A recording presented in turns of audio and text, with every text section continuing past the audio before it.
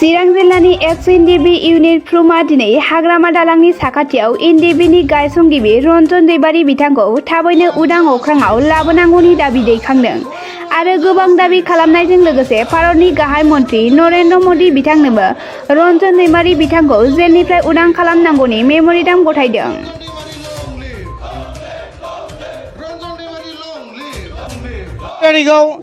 चिरां जिल्लानि एक्स इउनाइटेड फार्मनि बानजायनायाव बे सुबुंखौ अमा होज्रि खावनाय हाबाफारिया हाग्रामा ब्रिजनि सेराव खुंफुंजादों आरो बे हाबाफारिनि गेजेरजों जोङो सरकारखौ खावलायनो गोसो खालामदों जे एनडिएफबिनि फाउन्डार चेयारमेन आरो बिटिआर गोजोन गोरोबथानि सासे सागानगिरि रन्जन दैमारीखौ जेन जोबथेसालिनिफ्राय अति हुनकाले थाबैनो जेन उदां अख्राङाव लाबोयो। दिनै अकल एक्स एनडिएफबिआल' रन्जन दैमारीखौ उदां अख्राङाव नागिराखै, जोंनि बिटिआर ओनसोलाव थानाय साफ्रोम बर' हारिया दिनै रन्जन दैमारीखौ जोंनि हालामावनो थानानै रायजो राजाफोरजों थानानै समाजनि खामानि मावजानायखौ हास्थायदों। लोगोसे बर'ल' नङा, बर'नि अनगायै बिभिन्न जाति जनगोष्ठीनि मानसिफ्राबो दिनै रन्जन दैमारीखौ उदां अख्राङाव फैनानै रायजो राजाफोरजों लोगोसे थानानै खामानि मावनायखौ हास्थायदों। बिनिखाय जोङो सरकारखौ दाबि खालामदों जे रन्जन दैमारी सारखौ अति हुनकाले जेलनिफ्राय उदां अख्राङाव लाबोनांगौ आरो समाजजों लोगोसे थाफानानै समाजनि खामानि मावनो बिथांनोबो मोनसे सुजुग सुबिदाखौ होनांगौ होननानै जोङो खावलायगोन। गबिन्द बसुमतारी मोनसे समाव बिथाङाबो एनडिएफबिनिनो जेनेरेल सेक्रेटारिमोन। बिथाङा जिबायदि मन्तब्य लाखिदों मिडियाफोरनि गेजेराव बे टटेलि बेसलेस। बिथाङा जिबायदि बाथ्राफोरखौ बुंबाय थादों जे सुबुंखौ अमा होज्रि खावनायनि गेजेरजों रन्जन दैमारीया उदां जाया होनना बिथाङा बुंबाय थादों। नाथाय मा लामाजों उदां जागोन? मानो मावाखै बिथाङालाय सरकाराव थानानै? मानो बर' रायजो राजाफोरनि गेजेराव रन्जन दैमारीखौ उदां खालामनायनि जुदि बिथांनि गेजेरजों लामा दङब्ला मानो मावनानै खोन्थियाखै? दिनै जोङो लिगेल प्रसेसनि गेजेरजों रन्जन दैमारी सारखौ जेलनिफ्राय उदां खालामनो थाखाय जों नाजागासिनो दङ। बिथांनि बेलखौ जों, बिथांनि हियारिंखौ जों आरो हाइकर्टआव लाबोफिनदों। बेजोंनो लोगोसे जुदि दुलाराय बर' माहारियानो रन्जन दैमारीनि जानानै हज्रि खावफायोब्ला, बयबो जुदि फंसे बाथ्रा बिथांखौ उदां खालामनांगौनि बाथ्रा बुङोब्ला जों फोथायो आसाम सरकार आरो भारत सरकारा जोंनि हज्रि खावनायखौ बेसेन होगोन आरो फैबाय थानाय समाव लिगेल प्रसेस आरो सुबुंफोरनि हज्रि खावनायनि जुनैनो जोङो रन्जन दैमारीखौ जोबथेसालिनिफ्राय उदां अख्राङाव लाबोनो हागोन होननानै जोंहा फोथायनाय दङ। थांनाय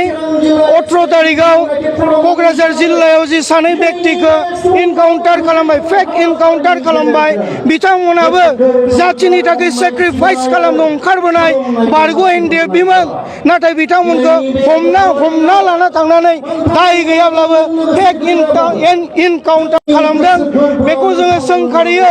आसाम पुलिस आरो बिटिआर सरकाराव थानाय दैदेनगिरिफोर आरो आसाम सरकार आरो भारत सरकारखौ जोङो सोंखारिगोन जे फैबाय थानाय समाव जोंनि ओनसोलाव हान्थिखौ लाबोनो थाखाय जेन बेबायदि फेक एनकाउन्टारखौ खालामा आरो बयबो बर' सेंग्राफोरा जेन बे ओनसोलाव रंजा खुसियै खामानि मावनानै फरायनानै बा आबाद मावनानै जेन थांनानै थानो हायो, बेखौ जोङो दाबि खालामगोन। लोगोसे जाय व्यक्तिफोरा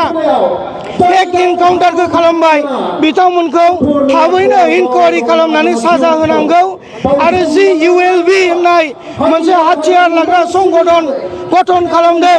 बिथांमोनखौबो जोङो खावलायगोन जे बिथांमोना जोंनि बारग' एनडिएफबिफोरनि मुंखौ लानानै बाथ्रा बुंनायनिफ्राय गोजानाव थानांगौ। रन्जन दैमारीनि मुंखौ लानानै बिथांमोना बाथ्रा बुंनायनिफ्राय गोजानाव थानो नांगौ। लोगोसे इउएलबिखौ जोनोम होनायाव सोरनि राजनितिक षड़यन्त्र दङ बेखौ थाबैनो सरकारा बिजिरनानै दायनिगिरिखौ जोबथेसालियाव जोबनांगौ होननानै जों बारग' एनडिएफबिफोरा गोख्रोङै जोङो खावलायो। आसा जों बे सुबुं गौमानि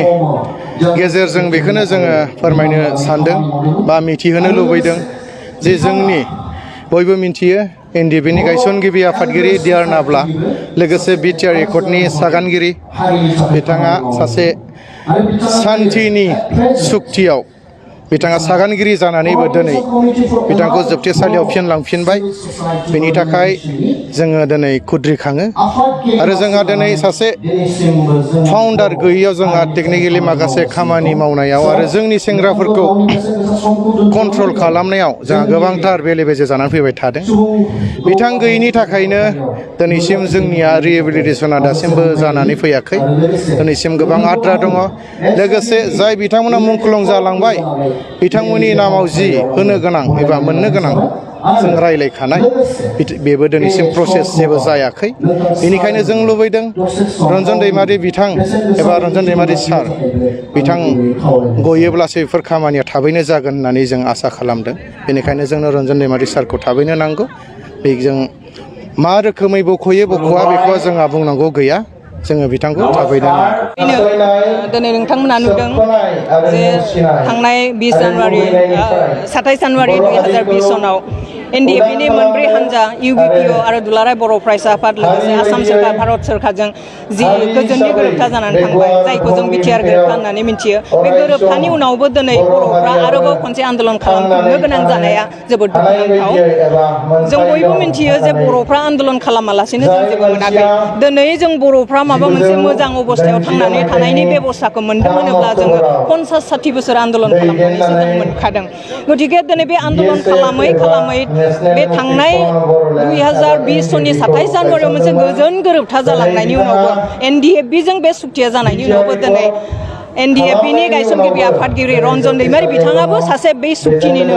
सागानगिरि बिथाङाबो सासे सिगनेटरि दिनै बिथाङा बे सुक्तिनि उनाव आरोबाव जेलाव हाबनानै थाफिननांनाया जोंनि थाखाय बेसेबांबा दुखुनांथाव बे एनडिएफबिनि थाखायल' नङा नों आंनि थाखायल' नङा बे जाबाय गासै बर' हारिनि थाखाय मोनसे दुखुनांथाव हारि राव बासियालासे